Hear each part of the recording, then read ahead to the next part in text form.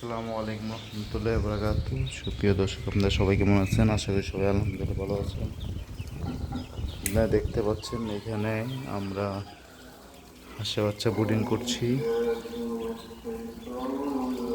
দেখতে পাচ্ছেন কীভাবে আমরা ব্রুডিং করছি। ব্রুডিং করার জন্য আজকে এটা বয়স হলো 3 দিন।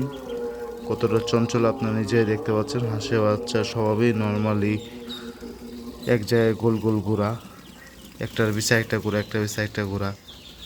দেখবেন একটা ঘুরেই বারবার আসতেছে। আমরা হলো প্রথমত কাঠের গুঁড়া ইউজ করেছি, একদম শুকনো ঝরঝরে কাঠের গুঁড়া, কিন্তু এরকম কাঠের গুঁড়া ইউজ করিনি যেটা থেকে ধুল উঠতে পারে। দ্বিতীয়ত এটার উপর দিয়ে পেপার ইউজ করেছি। পেপারের উপর প্রথম কয়েকদিন রাখলে নাভিটা দ্রুত শুকাবে, কাঠের গুঁড়াটা সহজে ভিজবে না।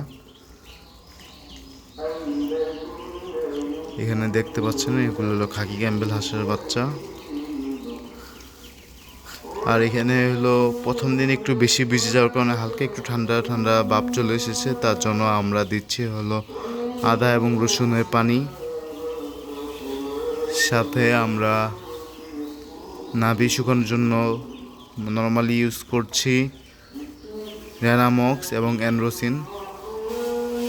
এই দুটির মধ্যেও ঠান্ডার কাজের ওষুধ রয়েছে, তার জন্য এতটা এক্সট্রাভাবে কোনো ঠান্ডার ওষুধ ইউজ করছি না। প্রাথমিক ডোজ হিসাবে এগুলোই চলছে। সাথে আমরা হলো আদা এবং রসুনের পানি দিচ্ছি। এটি প্রত্যেক ঘন্টা 2-1 পর পর নিচে পেপারটি চেঞ্জ করতে হবে, কারণ হলো হাঁস হলো নিচে পানি দিয়ে ভরিয়ে ফেলবে। আপনি দেখতে পাচ্ছেন হাঁসগুলো এসে এসে পানি ফেলে ফেলে আবার চলে যাচ্ছে। অল্প একটু পানি খাবে, কিন্তু পানিটা চারপাশে ফালায় দিবে। হাঁসের কাজটাই কিছুটা এটা, যে পানি নিয়ে খেলা করা। দেখবেন একটাই একটু পর পর এসে পানি খেয়ে এক ডুব খেয়ে আবার চলে যাবে মুখে, বাকিটা ফেলে ফেলে যেতে থাকবে। সুপ্রিয় দর্শক, আপনাদের যদি আর কোনো কিছু জানা থাকে অবশ্যই কমেন্ট করবেন।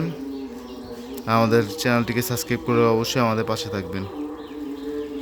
আর আরেকটি কথা, ডিম এগুলোকে কী খাওয়া দিচ্ছি, প্রথম 2 দিন আপনারা দিতে পারেন ভিজা মুড়ি এবং ভিজা চিরা,